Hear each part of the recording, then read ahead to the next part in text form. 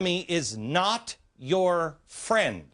That kind of thinking is what led to our nightmares in the Middle East. I don't believe going for chaos, but I do believe in limited government. I believe in government, but limited. This is not the way to get that. We haven't had limited government in I don't know how long, 100 years? The ways to get limited government is not to collapse it. That is a way to get totalitarian government. That is what revolutionaries do, especially if they are looking for state capitalism. Bottom up, inside out, top down. The bottom is coming up. Van Jones has talked about it and is now talking about the need for more inside out. We've been trained not to have power. We've been trained to protest. We've been trained to critique and to be mad at massa. We have not been trained to grab the whip and put it down and run the plantation. That's not what we've been trained to do. And so I would argue that it's the inside-out transformation that will ignite the bottom-up transformation that will make the top-down transformation work. There's other systems of power that we were not taking seriously, and they have to do with the media. They have to do with the racial discourse in the media, and that's the next frontier. The media is the next frontier. Julia Assange is part of that. That is where the battle is. We have already seen class warfare. We've already seen racial discontent. Now they're really turning the heat up on the rich. Oh, the evil rich, blah-de-blah-de-blah-de. Well, may I ask, is it fair to say if the Tea Partiers were causing all of this discontent and the violence in the streets, which we have not seen, can we now target those like Van Jones and everyone else in the administration who are making us hate the rich? Can we now say that the arsonists in Cape Cod who are targeting wealthy homes to destroy, can we now say Van Jones is to blame? You see how ridiculous this is. By the way, in Cape Cod, they wrote F the rich at the scene. This is what they're going to use as their weapon, this and race. Rush Limbaugh has the right to say what he wants to say. He does not have the right to do it, though, on publicly regulated airwaves. The FCC has a responsibility to set standards to say the public cannot be offended based on their race or their gender in this country and use federally regulated airwaves that they give licenses to that are very competitive, and the FCC is very selective based on standards. May I ask you two questions? Do you think it's reasonable that you are going to spend your whole life not being offended? Who deems what's offensive and what is not? Government? If you don't wake up your friends and family and your neighbors, we are in for tough, tough times because a lot has changed while we were all sleeping. They were not sleeping. The left has been preparing and indoctrinating. I will show you what you're up against. This is a new video from a 15-year-old kid in London. Watch this. We know what they're up to. They think that if they kettle us now, we're not going to come on a demonstration ever again. Well, let the word go out from today, people said. Let the word go out about next Tuesday. Let the word go out about next week and next month and next year, that they can't stop us demonstrating. They can't stop us fighting back. And however much they try to imprison us in the streets of London, those are our streets, and we will always be there to demonstrate. We will always be there to fight. Where are those children for the Republic? Where are those children for the Constitution and the founders? You must teach your children the truth of our country. This kid's 15 years old.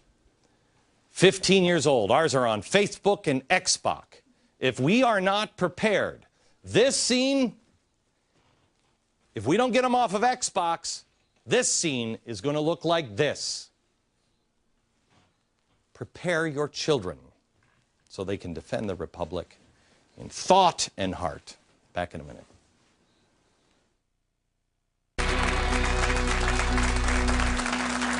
We're back in New York with the Our senior judicial analyst at Fox News, Judge Andrew Napolitano, host of Freedom Watch on the Fox Business Network, and a very good friend of mine.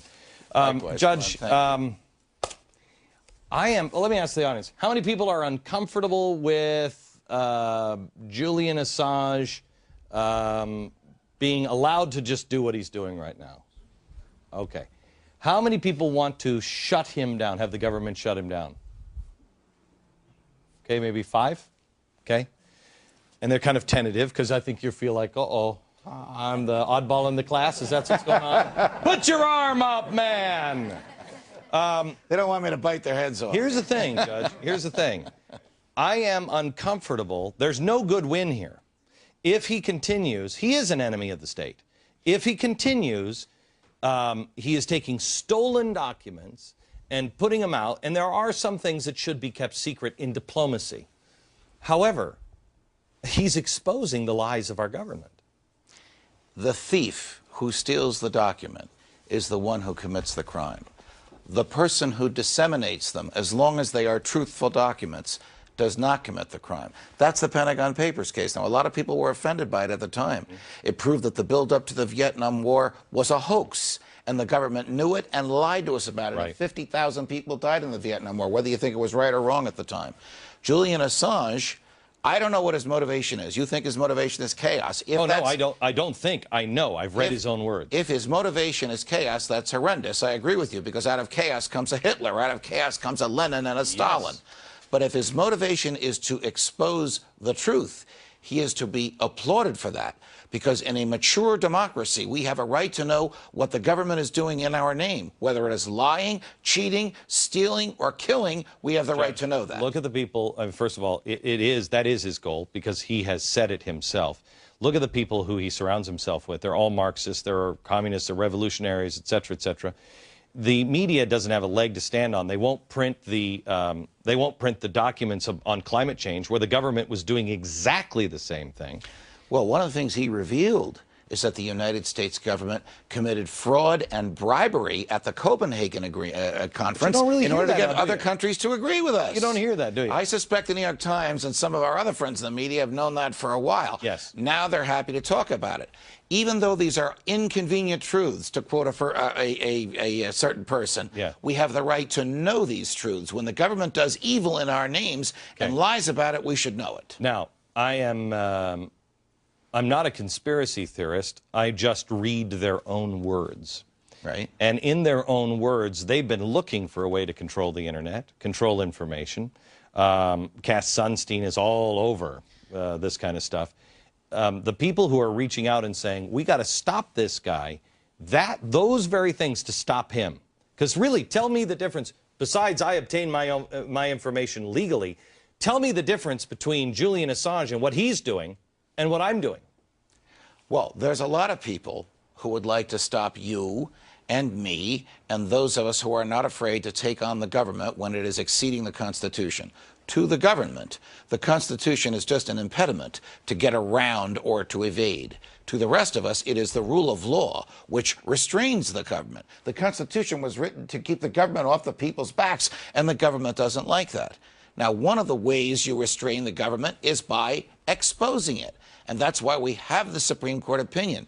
Glenn, the Pentagon Papers decision and several decisions after it gut the Espionage Act of 1917. Thank goodness. Which Woodrow Wilson wrote to suppress dissent, not to get rid of dangerous human beings, but people who were challenging him and challenging our effort in World War I. It's still on the books, but the guts of it is gone because of our attitude about the First Amendment, which is that truth trumps secrecy, and freedom of speech trumps the government's comfort. And individuals, not the government, will decide what they can say, speak, think, read, hear, and observe. Does anybody know what the biggest terrorist act on the United States soil was prior to 9/11? Do you know, Judge? Pearl Harbor. Pearl Harbor. It was actually in Woodrow Wilson's administration, and it was a munitions depot right across the water from where the World Trade Centers came down. It was done by German spies, And it was such a spectacular bombing Right. that one of the artillery shells actually pierced the Statue of Liberty. Has anyone ever heard that? It is a fascinating story, and we're going to tell that story next year. It is a fascinating story. Woodrow Wilson blamed it on business. He said it was big business that did this, and sloppy, shoddy, et cetera, because it didn't work to his advantage at the time for the Germans to be exposed. Because we weren't ready to take them on. Exactly right. Shouldn't exactly we right. have known? Wouldn't Yes. we have been a healthier society had we known Yes. that Wilson was lying and made this up? Yes. This kind of stuff has been happening for an extraordinarily long time. My concern is, Judge, is that people don't understand, because there is no transparency on who's funding all of this stuff, what people's motives are. You're taking one set of liars and exchanging them for a much more dangerous set of liars. Look, I don't know where any of this is going to end up, but I know the government's behavior has been reprehensible. Yeah. I'm Brett Baer in Washington with a Fox News alert. President Obama is about to make a statement in the White House briefing room concerning today's Senate vote on his tax rate deal with congressional Republicans. The Senate today decided to move forward with the package. The vote total right now is 80-10. That vote is still open at this hour, but this is the end to the debate. It's a procedural move, but it is the big hurdle the Senate needed to get forward to debate the entire bill. That is